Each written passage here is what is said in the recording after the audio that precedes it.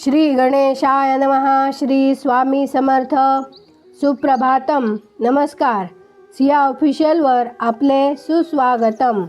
योगेशं सच्चिदानंदं वासुदेवं व्रजप्रियं धर्मसंस्थापकं वीरं कृष्णं वंदे जगद्गुरुं.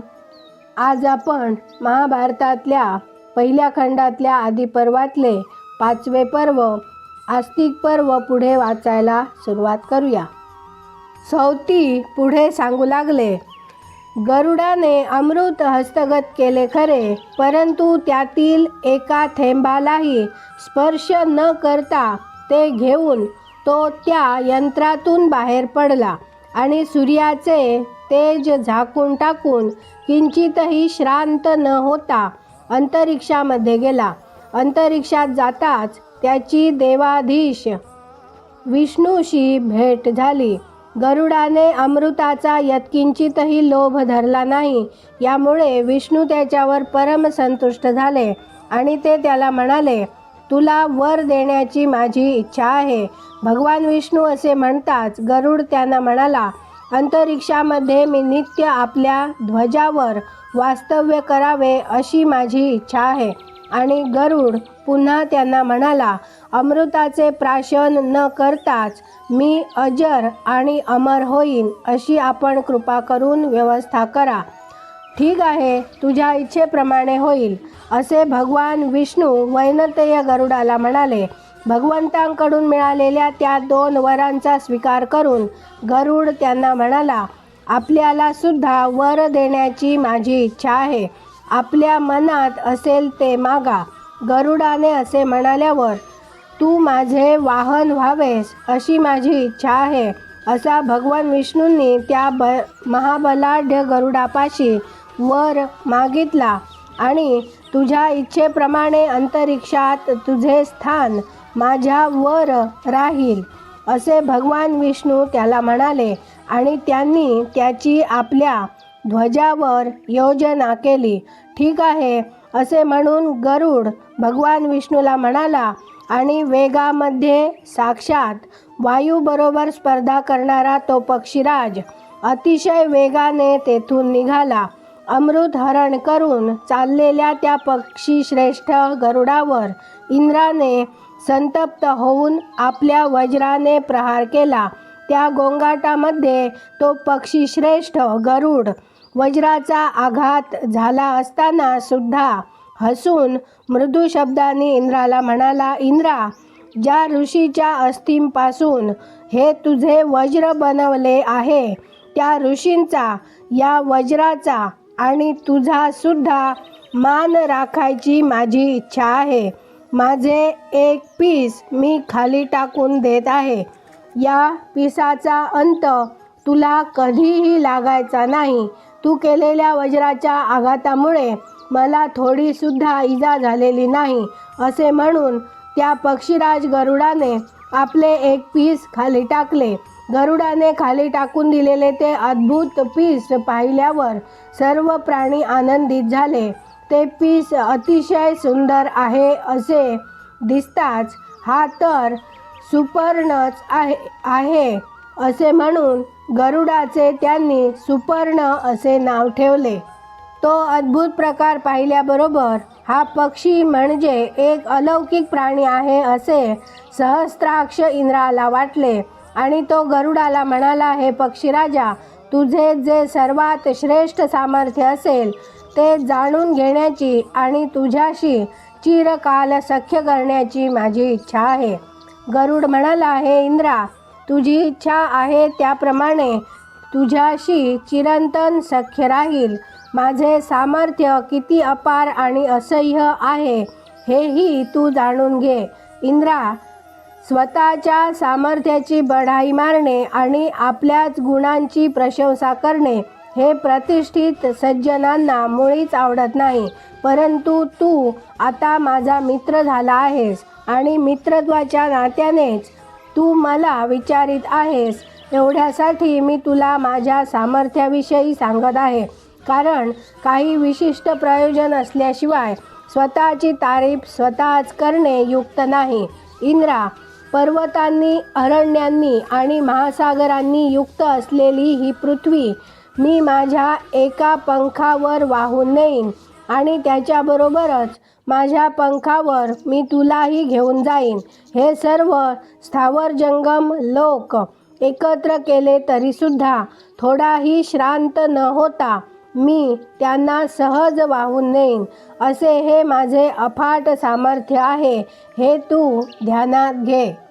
सौती म्हणाला, अशा प्रकारे तो गरुड इंद्राला म्हणाल्यानंतर, हे शौनक, ऐश्वर्यवंतामध्ये श्रेष्ठ असलेला आणि सर्व लोकांचे हित करणारा देवाधिदेव इंद्र त्याला म्हणाला, सुपर्णा, तू जे म्हणालास त्यात तथ्य आहे. जे जे तू बोललास ते सारे तुझ्या बाबतीत पूर्ण शक्य आहे. कृपा करून माझ्या स्पृहणीय सख्याचा तू आता स्वीकार कर. आणि अमृताची जर तुला आता गरज नसेल तर माझे अमृत तू मला परत दे, कारण ज्यांना तू हे अमृत देणार आहेस ते आम्हाला उपद्रव देतील. गरुड म्हणाला, काही विशिष्ट उद्देशाने मी हे अमृत घेऊन जात आहे. काय वाटेल ते झाले तरी ते मी आपण होऊन कोणालाही देणार नाही. पण हे इंद्रा, ज्या ठिकाणी हे अमृत मी खाली ठेवीन तेथून ते सत्वर घेऊन जाण्यास तुला मात्र काहीच हरकत नाही. इंद्र म्हणाला, हे पक्षीश्रेष्ठा सुपर्णा, तू जे आता बोललास त्यामुळे मी फार संतुष्ट झालो आहे. तुला जो वर पाहिजे असेल तो तू माझ्याजवळ माग, मी तो तुला देईन. सौती म्हणाला, इंद्र याप्रमाणे गरुडाला बोलला असता त्याला कद्रूच्या पुत्रांची आठवण झाली आणि आपली आई कद्रूची दासी व्हावी यासाठी करण्यात आलेल्या कपटी कारस्थानाचीही त्याला स्मृती झाली. आणि तो इंद्राला म्हणाला, हे इंद्रा, मनात येईल ते करावयास मी समर्थ आहे. म्हणून हे अमृत देवम वाचून अन्य कोणालाही मिळू नये ही तुझी इच्छा तृप्त करावयासही मी समर्थ आहे. पण हे महाबलाढ्य भुजंग माझे कायमचे भक्ष्य होवोत एवढे मात्र माझे तुझ्याजवळही मागणे आहे. ठीक आहे, असे दैत्यशत्रू इंद्र गरुडाला म्हणाला आणि तो देवाधिदेव महात्म्या योगीश्वर विष्णूकडे गेला. आणि विष्णूची संमती मिळवून गरुडाने जे मागणे मागितले होते त्याला इंद्राने मान्यता दिली. आणि तो पुढे गरुडाला म्हणाला, गरुडा, तू ठेवलेले अमृत मी घेऊन जाईन. इंद्र असे बोलल्यावर गरुड अतिशय वेगाने आपल्या मातेच्या जवळ गेला आणि आपल्याला झालेला उत्कट आनंद झाकून न ठेवता तो समस्त सर्पांना म्हणाला, हे अमृत मी घेऊन आलो आहे. दर्भावर ते मी ठेवतो. हे भुजंगांनो, तुम्ही स्नान करून शुचिर्भूत व्हा आणि नंतर ते प्राशन करा. त्यावेळी तुम्ही सर्व एकत्र जमले असता ते कबूल केले होते त्याप्रमाणे ही माझी माता दास्यातून मुक्त होवो.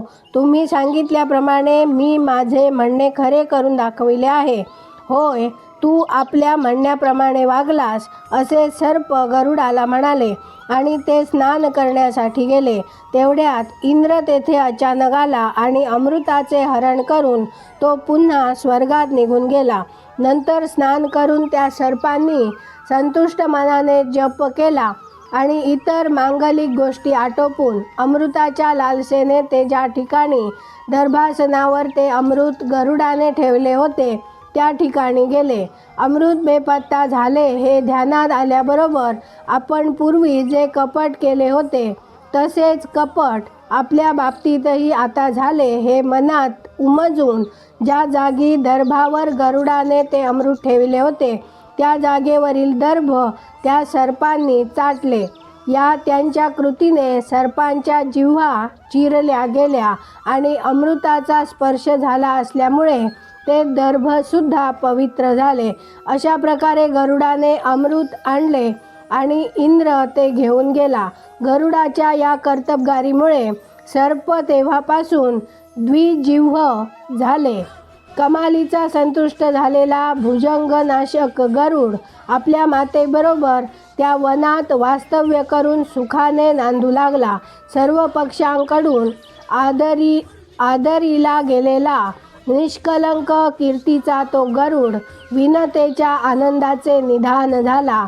जो पुरुष या कथेचे नित्य श्रवण करील अथवा प्रज्ञावंत ब्राह्मण श्रेष्ठांच्या सभेमध्ये तिचे पठण करील तो त्या महात्म्या पक्षीराज गरुडाच्या गुणसंकीर्तनाच्या प्रभावामुळे स्वर्गाला जाईल, यात कसलीही शंका नाही.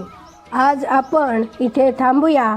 माझ्या सिया ऑफिशियलला सबस्क्राईब केले नसेल तर कृपया आताच सबस्क्राईब करा आणि दररोज सकाळी 6:30ला महाभारत कथा ऐकण्याचा आनंद घ्या. बाजूच्या बेलवर क्लिक करून लाईक करायला विसरू नका. शेअर करा, कमेंट करा आणि राधे राधे लिहायला विसरू नका. धन्यवाद. जय श्री कृष्ण.